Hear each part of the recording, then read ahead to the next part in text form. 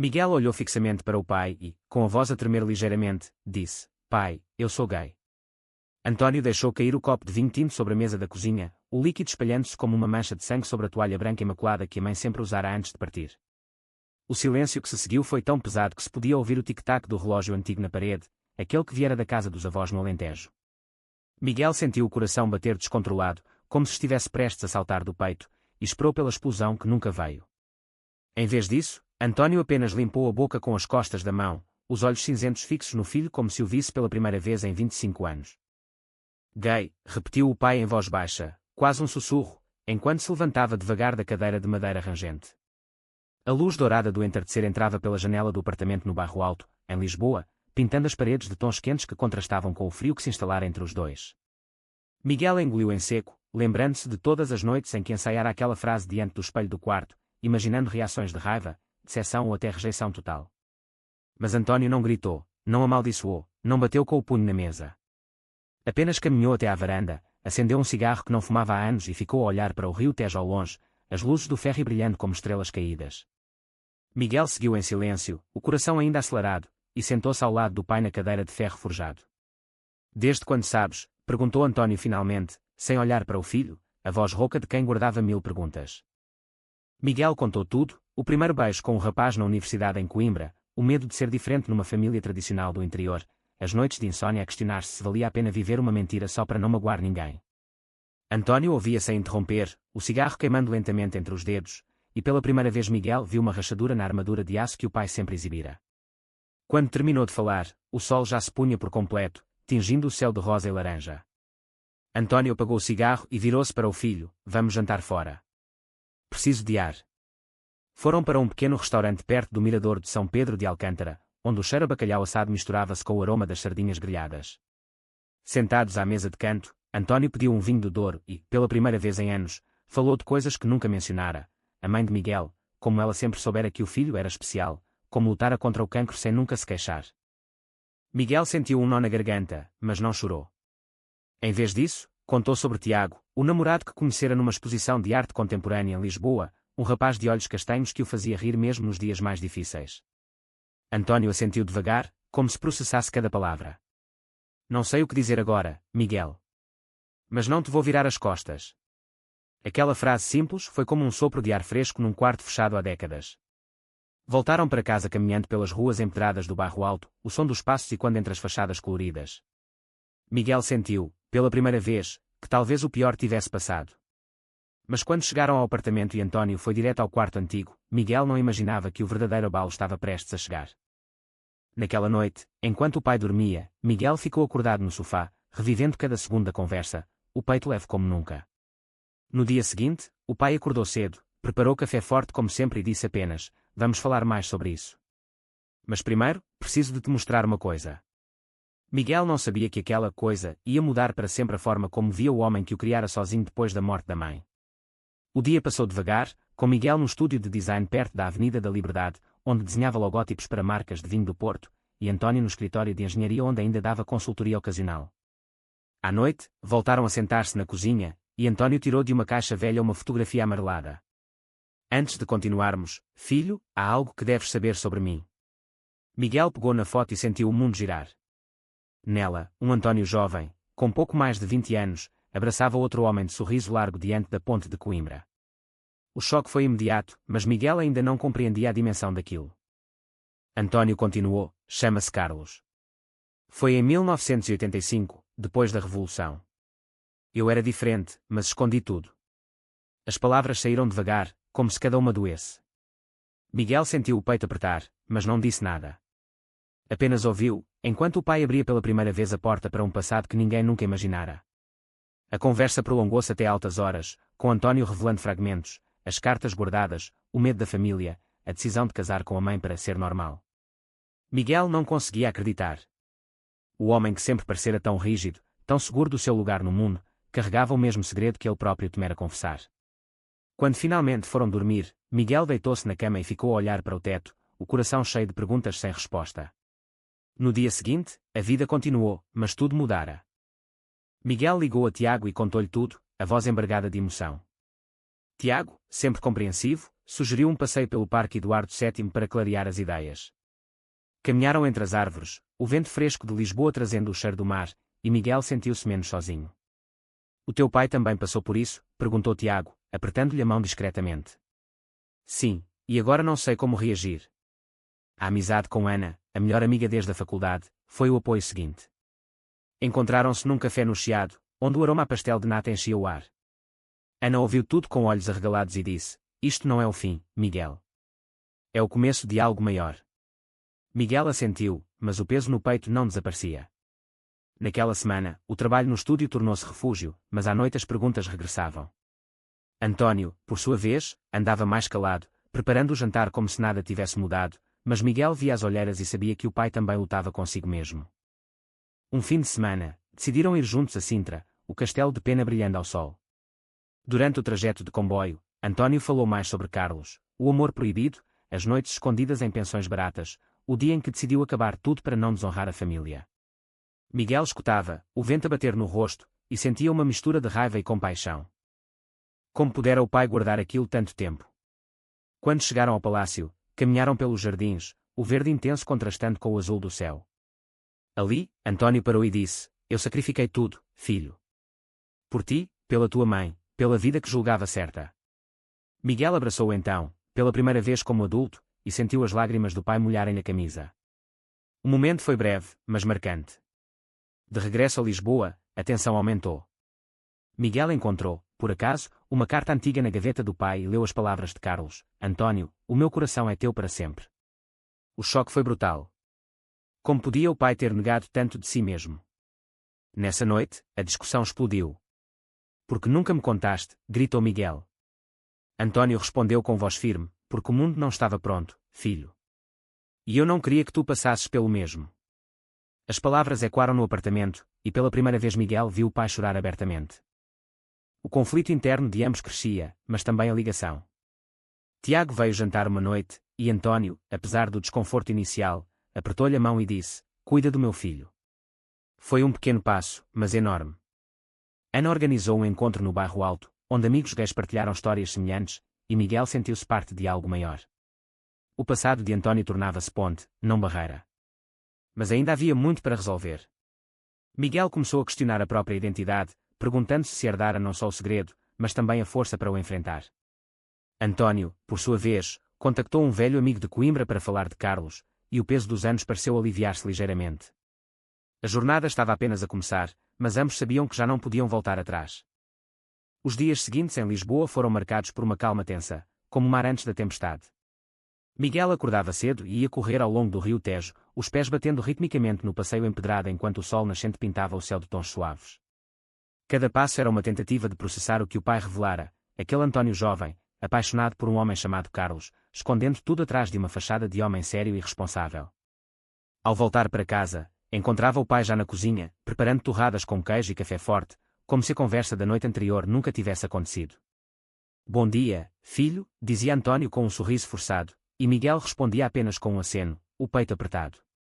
No estúdio de design, Miguel tentava concentrar-se nos projetos, mas os traços no ecrã misturavam-se com imagens do passado do pai. Tiago ligava todos os dias, a voz calma e paciente: Dá tempo, Miguel. Ele também está a descobrir-se de novo. Um sábado à tarde, decidiram encontrar-se no Jardim do Príncipe Real, onde as árvores antigas davam sombra fresca e o cheiro a flores misturava-se com o aroma de café dos quiosques próximos. Sentados num banco, Tiago pegou na mão de Miguel discretamente e disse: O teu pai sacrificou o amor dele para te dar uma vida estável. Isso não é fraqueza, é amor. Miguel sentiu os olhos marejados e contou como encontrara a carta de Carlos, as palavras de paixão que pareciam escritas ontem. Tiago ouviu em silêncio e propôs: Vamos os três jantar esta semana. Sem pressões. A ideia aterrorizava Miguel, mas também o animava. Ana, sempre a voz da razão, encontrou-se com ele num bar tranquilo no cais do Sodré, onde o som das ondas batia contra o cais. Tu estás a projetar o teu medo no teu pai, disse ela, bebendo um gin tónico. Ele viveu numa época em que ser gay era perigoso. Agora, em Portugal, com o casamento igualitário desde 2010, tudo mudou. Mas o medo dele ficou. Miguel assentiu, mas a dúvida persistia. Nessa noite, em casa, António estava na sala a ver um jogo de futebol da seleção, mas o olhar distante traía os pensamentos. Miguel sentou-se ao lado e perguntou diretamente: pai, ainda pensas nele?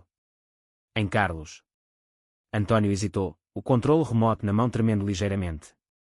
Todos os dias, filho. Mas escolhi outra vida.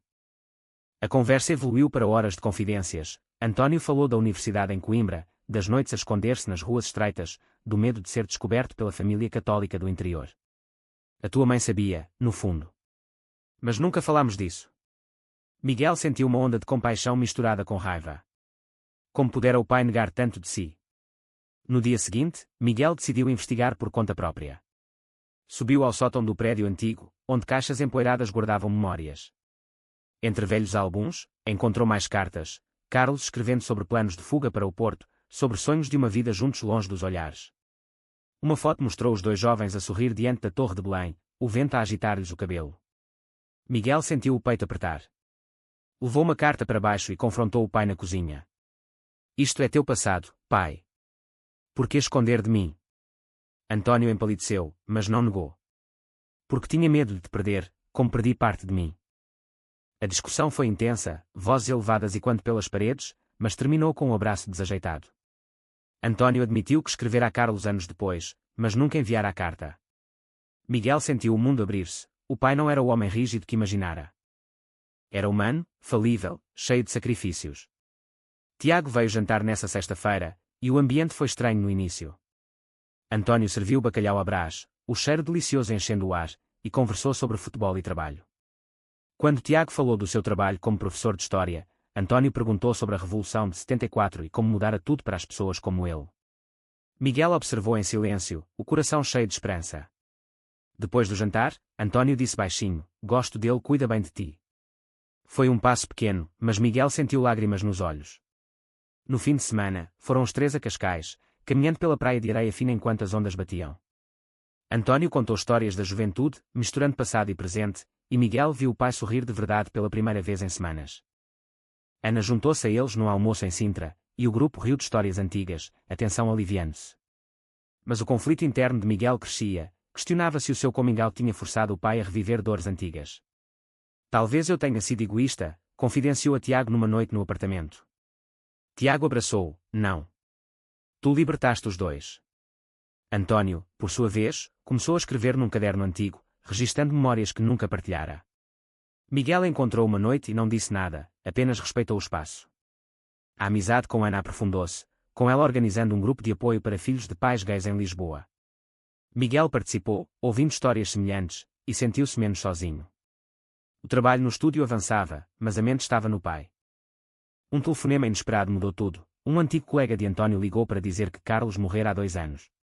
Antônio recebeu a notícia em silêncio, depois chorou no ombro do filho. Ele nunca soube que eu o amava ainda. Miguel consolou-o, e naquele momento percebeu que o passado não era só dor, era ponte para o presente. A jornada emocional intensificava-se, com mal-entendidos surgindo quando Miguel pressionava demasiado. Deixa-me o meu tempo, pediu Antônio uma noite. Miguel respeitou, mas o coração doía. Tiago sugeriu uma viagem curta ao Porto, terra natal do pai, para visitar locais do passado. Antônio hesitou, mas aceitou. No comboio, o silêncio era confortável, e Miguel sentiu que ambos cresciam juntos. Ao chegar ao Porto, caminharam pelas ruas históricas, o rio Douro brilhando ao fundo. Antônio apontou para uma pensão antiga: aqui nos encontrávamos. Miguel ouviu sem julgar, e pela primeira vez sentiu o orgulho do pai. A viagem trouxe clareza, mas também novas perguntas. De regresso a Lisboa, a rotina retomou, mas com uma camada nova de compreensão. Miguel desenhava agora com mais emoção, incorporando elementos da história familiar nos projetos. Antônio voltou ao trabalho com mais leveza, e Tiago tornou-se presença constante. Ana organizou um jantar em casa, onde todos partilharam risos e lágrimas. Mas o clímax aproximava-se, pois Miguel ainda guardava uma dúvida profunda sobre o sacrifício do pai. A descoberta da morte de Carlos abalou Antônio de forma profunda, mas também o libertou. Em Lisboa, as manhãs tornaram-se mais calmas, com o pai preparando o pequeno almoço e falando abertamente sobre o passado. Miguel escutava, o café quente na mão, enquanto o sol entrava pela janela do apartamento. Eu escrevi-lhe uma carta final, mas nunca enviei, confessou Antônio uma manhã chuvosa. Miguel sugeriu: talvez devas enviá-la agora, como homenagem. Antônio hesitou, mas concordou. Encontraram um envelope antigo e Antônio escreveu: As lágrimas caindo no papel, Miguel sentiu o peito encher-se de emoção ao ver o pai enfrentar o luto. No estúdio, Miguel terminou um projeto para uma marca de vinho, inspirado nas vinhas do Douro que o pai amava, e enviou uma mensagem a Tiago: "Hoje sinto que estamos a curar-nos." Tiago respondeu com um emoji de coração e marcou um encontro no bairro Alto à noite. Caminharam pelas ruas iluminadas, parando num bar onde o fado tocava baixinho. "O teu pai é forte, Miguel. Como tu." A conversa fluía, e Miguel abriu-se sobre os medos, e se o passado do pai o fizesse duvidar da própria felicidade.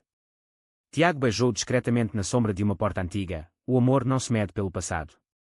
Ana juntou-se a eles mais tarde, trazendo histórias de outros amigos que passaram por revelações semelhantes. Em Portugal, muitos da geração do teu pai esconderam tudo. Agora, com a lei do casamento gay, é diferente. Miguel sentiu alívio ao ouvir isso. Em casa, António lia a carta em voz alta para o filho, palavras de amor e arrependimento que fizeram ambos chorar. "Obrigado por me dares força para isto", disse o pai. A ligação entre eles fortalecia-se, mas surgiram novos conflitos. Miguel pressionou o pai a encontrar velhos amigos de Coimbra, e António recusou inicialmente: "Não quero reviver tudo." A discussão foi dura, com vozes elevadas na cozinha, mas terminou com António cedendo: "Vamos juntos." A viagem de carro até Coimbra foi silenciosa no início, o paisagem verde do centro de Portugal passando pelas janelas. Chegaram à Universidade Antiga, onde António apontou para o pátio: "Aqui nos beijamos pela primeira vez." Miguel sentiu um misto de ternura e dor. Visitaram a biblioteca, e António encontrou um livro antigo com dedicatória de Carlos. O momento foi intenso, com António a tremer ao tocar as páginas. "Ele era a minha liberdade", murmurou. De regresso a Lisboa, pararam em Aveiro para um almoço de moliceiro, o cheiro a mar enchendo o ar. António abriu-se mais: "Casei com a tua mãe por medo, mas amei-a verdadeiramente." Miguel compreendeu então o sacrifício. Em casa, Tiago e Ana organizaram um jantar surpresa, com amigos do grupo de apoio. António participou, tímido ao início, mas aos poucos contou a sua história. "Eu escondi-me por vocês, pela família." Os aplausos suaves encheram a sala, e Miguel sentiu orgulho imenso. Mas a crise interna de Miguel cresceu. Questionava-se o como Miguel tinha forçado o pai a uma dor desnecessária. "Talvez eu devesse ter guardado o segredo", confidenciou a Tiago numa caminhada noturna pelo Tejo. Tiago respondeu: "Não. A verdade liberta." António, por sua vez, começou terapia online, falando com um psicólogo especializado em identidade LGBT da geração mais velha. Miguel apoiou, acompanhando às sessões virtuais. Uma noite, António mostrou uma foto recente de Carlos jovem e disse: "Ele teria gostado de ti." O momento foi de pura conexão. O trabalho de Miguel floresceu, com um cliente elogiando a emoção autêntica nos designs. Ana propôs uma festa pequena no Parque das Nações, onde o futuro se misturava com o passado moderno de Lisboa. Lá, António dançou pela primeira vez em anos, rindo com Tiago. Miguel observava, o coração cheio. Mas o mal-entendido surgiu quando Miguel encontrou mais cartas e questionou se o pai ainda amava Carlos mais do que a família.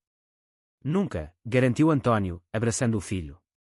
A reconciliação veio devagar, com passeios diários e conversas honestas. A jornada de crescimento aproximava-os, preparando o terreno para o clímax emocional. Miguel sentiu que ambos emergiam mais fortes, prontos para o futuro. O clímax emocional chegou numa noite chuvosa em Lisboa, quando Miguel e António se sentaram na sala com todas as cartas espalhadas sobre a mesa.